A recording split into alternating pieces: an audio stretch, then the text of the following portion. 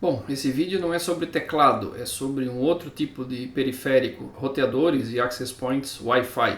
A mensagem desse vídeo é muito simples. Não perca seu tempo com o roteador access point Wi-Fi de uso residencial, consumer grade. Você só vai se incomodar, tua rede não vai funcionar direito, e você sempre vai ficar com aquela rede pastosa. Esses roteadores residenciais, eles são vendidos aí em supermercado, em papelaria, custam aí hoje na faixa de 250, 300, sei lá, até 400 reais. Já tentei várias vezes comprar esse tipo de roteador, access point. Pensei, não, dessa vez agora o fabricante vai se emendar e vai vender um negócio que funcione direito. Sempre me decepciono. Às vezes você consegue estabilizar ele, porque alguém num fórum diz, não, você instala a versão de firmware tal para o idioma tal, aí ele fica mais ou menos estável. Mas fora isso é só incômodo. Uma coisa interessante é que os reviews, as resenhas desses aparelhos, eles nunca apontam problema nenhum de estabilidade. Eles dizem, a velocidade é mais ou menos, o alcance é bom ou ruim, tem não sei quantas antenas, tem MIMO, tem isso, tem aquilo, grava filme, dá para fazer pirataria de série. Mas assim, o que interessa, que é a estabilidade de funcionar vários dias, várias semanas, sem dar problema, isso ninguém fala. Acho que ninguém realmente usa um aparelho desse por um tempo suficiente para avaliar nesse nível. Para escapar dessa sina, você tem duas alternativas. Ou você começa a comprar equipamento empresarial ou profissional, que custam aí 3, 4, 5 vezes mais. Ou você pega um roteador desses consumer grade e instala Linux, instala OpenWRT. O roteador de provedor mesmo é um caso sério, né?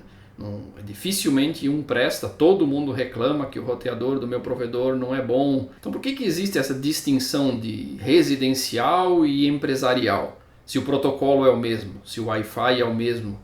Na verdade é uma distinção mercadológica, praticamente para dizer assim, um aparelho para uso residencial pode ser uma porcaria, mas para empresarial não pode ser tão porcaria. É basicamente isso. Eu diria que o uso pessoal, residencial de internet, ele é mais pesado em alguns aspectos do que o uso profissional empresarial. Por exemplo, a variedade de dispositivos numa casa é muito maior. Você tem muitas marcas de telefone, tem a questão de IoT e automação residencial, se você usa. Tem computador de tudo que é marca. Se alguém é gamer, a exigência de latência, velocidade e estabilidade é muito maior. O computador de um gamer, por exemplo, é muito mais rápido e poderoso do que um computador de um desenvolvedor de software, via de regra. O ambiente empresarial, por outro lado, às vezes você tem lá uma monocultura de 300 computadores exatamente iguais, às vezes não pode nem usar telefone dentro do serviço. O ambiente que parece mais complexo, na verdade ele é mais simples, ele é uma monocultura. Num apartamento você tem, sei lá, 30, 50 outras redes em volta de você, cada uma jogando interferência na mesma banda que você. Num ambiente empresarial, lá num galpão de 1 hectare de tamanho, você não tem esse tipo de interferência. Então por que via de regra o roteador para uso residencial ele é ruim? Basicamente porque o fabricante conta tostões, eles economizam 1 centavo aqui e outro ali para chegar num ponto de preço absurdamente baixo. Internamente um roteador desse ele é um computadorzinho, igual ao seu telefone, seu PC. Quando é consumer grade ele tem pouca memória, pouco disco, né, pouca flash. Possivelmente eles economizam um pouco na questão do rádio também, põem menos antenas piores. O que acontece? Quando um computador tem pouca memória e pouca flash, você não consegue rodar qualquer software nele. Você tem que rodar um software que dê conta de caber nesse ambiente restrito. E aí geralmente não vai ser um Linux, não vai ser um sistema operacional de uso geral. Vai ser um sistema operacional proprietário que algum fabricante vai comprar de alguém para fazer caber lá dentro e funcionou, vende e acabou-se. E a qualidade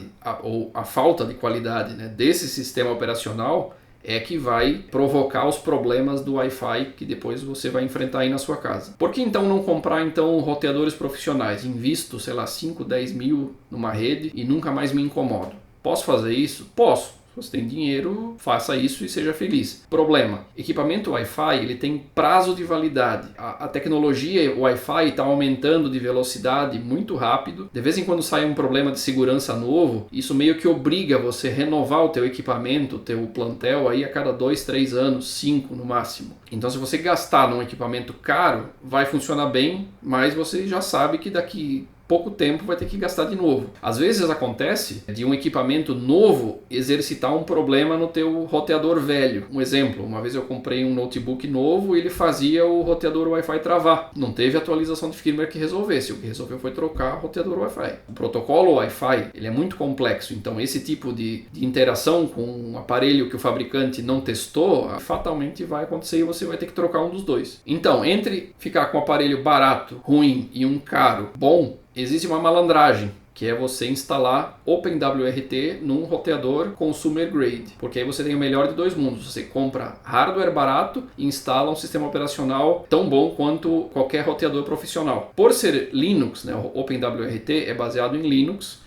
ele exige um mínimo de memória para funcionar num computador, não interessa que tipo de computador. Então a maioria dos roteadores de supermercado não vai rodar Linux, não tem como. Qual é a malandragem? Você compra um que seja um pouquinho melhor, onde caiba o Linux, e ali você instala. Então você vai ter que escolher bem o modelo que você vai para otimizar, né, o custo-benefício. Exemplos de roteadores que são baratos, são consumer grade, mas rodam OpenWRT. Tem dois da TP-Link, que eu tenho para citar, que eu pessoalmente uso, o Archer C50, é um roteador que pelos números ele é bom, era bom pelo menos na época que eu comprei, só que não era estável, aí eu descobri que dava para instalar o OpenWRT nele, nunca mais incomodou. Ele tem um problema hoje, que ele é limitado em 100 megabits. Outro modelo é o Archer C7, do mesmo fabricante, esse é gigabit. O Archer C7 ele é muito recomendado nos fóruns OpenWRT, aparece muita gente dizendo, me diz aí um roteador bom e barato, o pessoal recomenda esse no momento.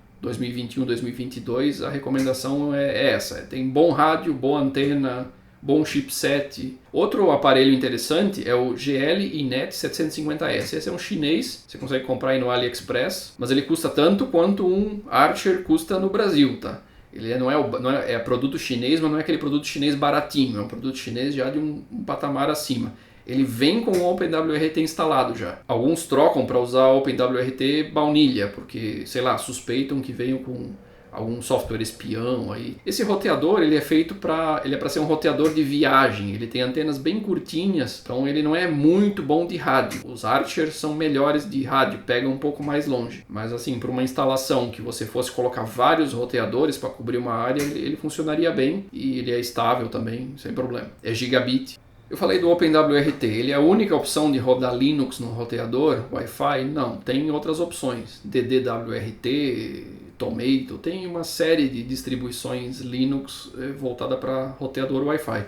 Eu falo do OpenWRT porque eu conheço melhor, é a mais conhecida, é a que tem uma maior comunidade de usuários e desenvolvedores. Não é mais tão difícil de configurar, porque você não é mais obrigado a usar linha de comando. Existe um aplicativo web chamado Lucy. É um pouquinho mais complicada a interface?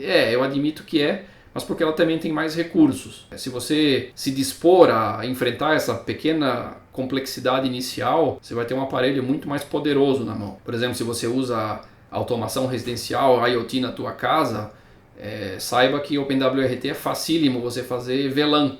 Você cria lá duas redes wireless, cada uma numa VLAN, e é uma coisa que só roteador de uso profissional tem normalmente esse recurso. Um último item, né? Essa questão de produto consumer grade ser porcaria, ela vale para todo equipamento de rede?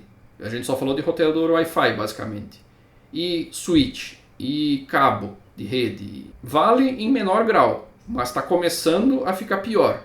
Um exemplo que eu tive aqui, eu tinha um Powerline, eu comprei uma trinca de Powerline para ligar 2 cômodos via rede elétrica, para não precisar puxar o cabo azul. É um caso de uso já não tão comum e já começou a dar problema, a internet ficava às vezes meio pastosa. Normalmente funcionava, mas começava a ficar às vezes pastosa.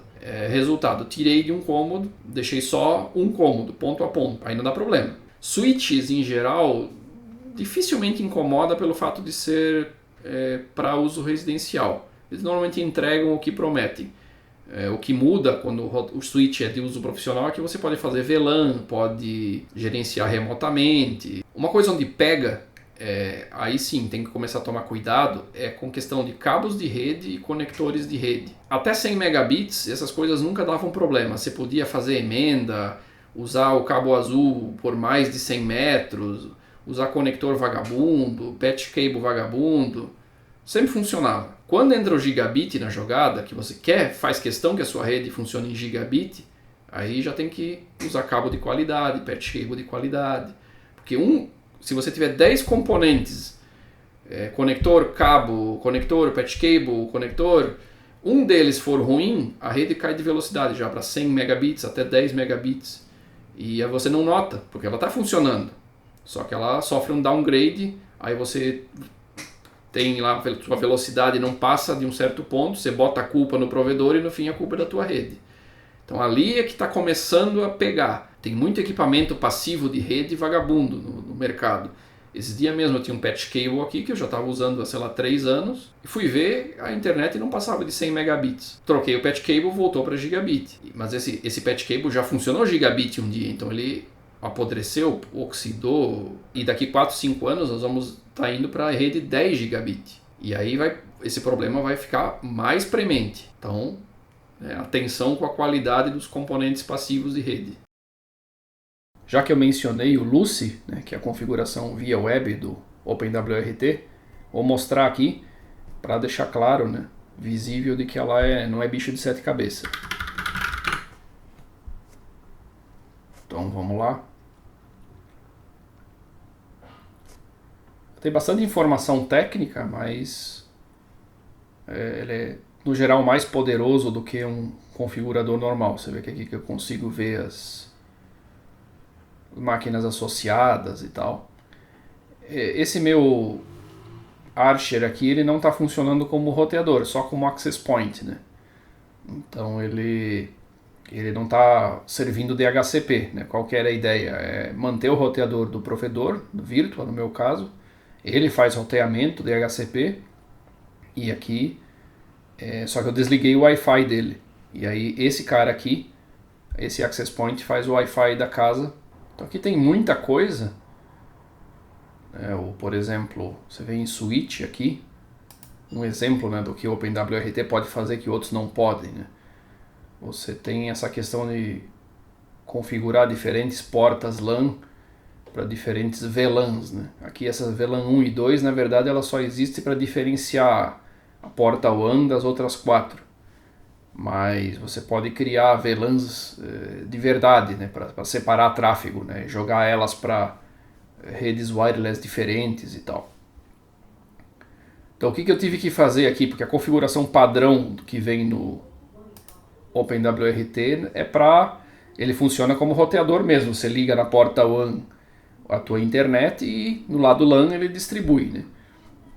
Então o que eu tive que alterar? Eu vim aqui no Edit, e aqui no DHCP Server eu simplesmente coloquei Ignore Interface.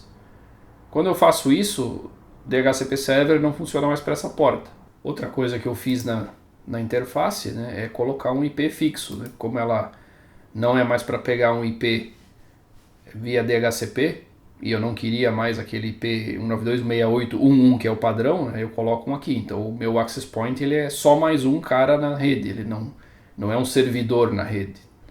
Então são essas únicas duas coisas que precisa fazer para ele ser um access point. Ainda tem mais coisa para fazer aqui, para criar o bridge da rede IoT e tal, mas no momento não fiz ainda. Para instalar o OpenWRT num roteador comprado, você vem aqui na página do projeto e lê, segue as instruções. Na verdade, o que você tem que fazer? Tem que...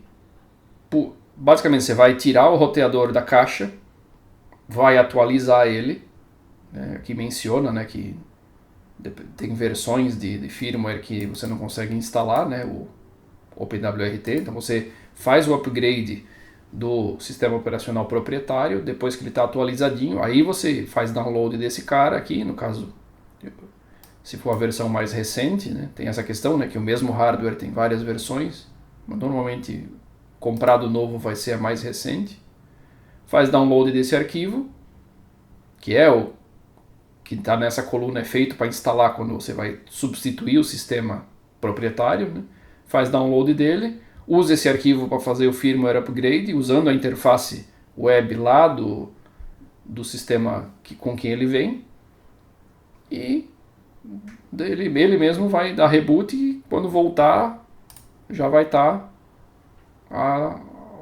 essa interface Lucy aqui disponível.